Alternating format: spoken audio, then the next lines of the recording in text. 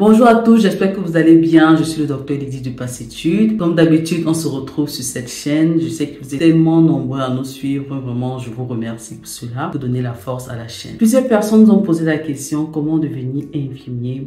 Déjà, devenir infirmier en France en ayant un diplôme hors Union européenne, ça dépend dans quelle catégorie est-ce qu'on se retrouve. Est-ce que tu viens d'avoir ton baccalauréat et tu veux devenir infirmier en France? Est-ce que tu as déjà eu ton diplôme dans ton pays et tu veux venir travailler en France? Est-ce que tu es comme certains médecins qui en attendant de passer des EVC veulent bien gagner leur vie et rester dans le soin, ils veulent faire la formation d'infirmier en attendant? Est-ce que tu es comme d'autres personnes qui travaillent dans n'importe quel domaine et là ils veulent se reconvertir en infirmier? Aujourd'hui, on va parler de toutes ces différentes catégories et je vais vous dire comment devenir infirmier en France. On se retrouve juste après le générique.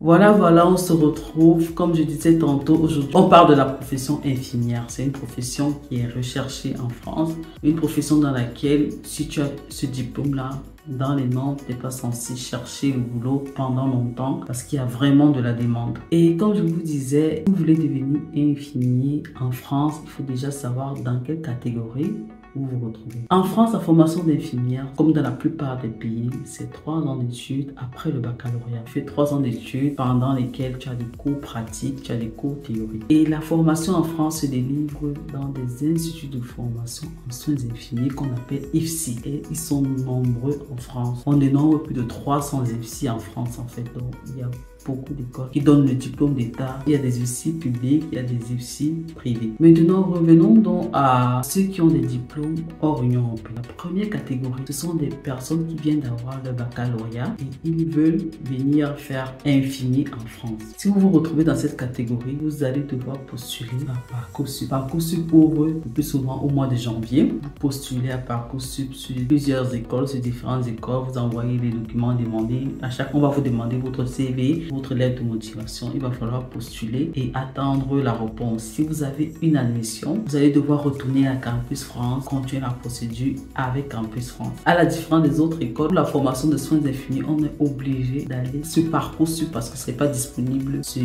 Campus France. Donc voilà, je me répète, pour celui qui vient d'avoir le baccalauréat ou bien qui a son baccalauréat et veut venir faire infirmier en France, il doit passer par Parcoursup, il candidate, il attend les réponses. Dès qu'il a les réponses, il retourne à Campus France et là il valide sa réponse, passe son entretien et après ça suit demande de visa et consort. Deuxième catégorie, ce sont des personnes qui ont déjà leur diplôme dans leur pays. Si vous avez votre diplôme d'infirmier dans votre pays, vous êtes obligé de refaire les études d'infirmier en France. Vous ne pouvez pas, avec votre diplôme d'infirmier, arriver en France et commencer directement à travailler. Donc, dans ce cas, qu'est-ce que vous faites? Vous postulez également sur Parcoursup dans les écoles. Lorsque vous êtes accepté, vous allez demander une dispense. Par exemple, la formation, c'est 3 ans. Vous allez chercher à faire en sorte qu'on vous enlève quelques mois de cours ou maximum, parce que de toute façon, quand on vous enlève les cours, on n'enlève jamais plus d'une année. Donc, on peut vous enlever un semestre, voire 2 semestres. Vous êtes toujours gagnant que de faire 3 ans. Vous allez demander une dispense, vous allez déposer vos dossiers, vous allez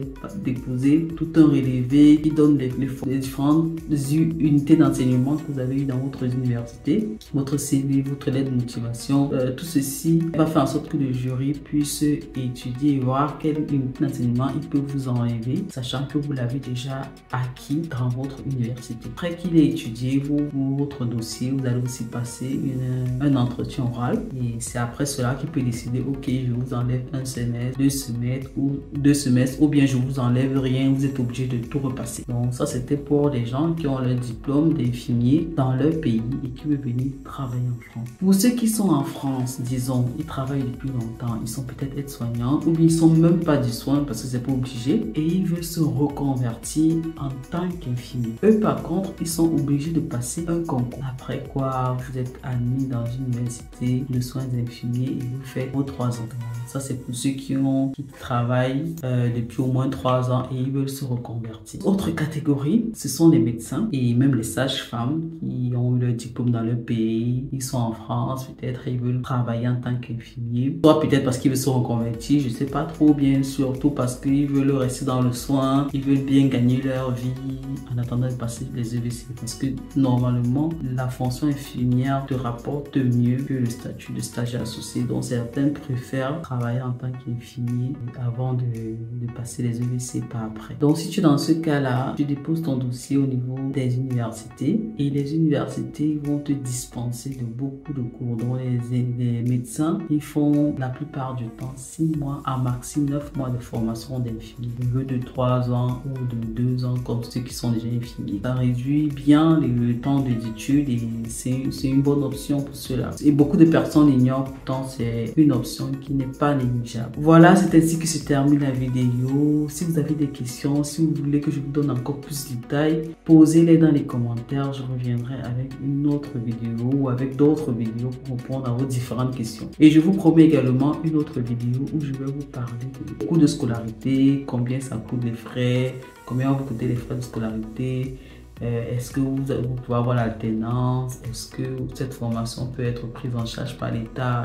On reviendra avec une autre vidéo dessus. Je vous souhaite une bonne semaine à tous et à chacun. Au revoir.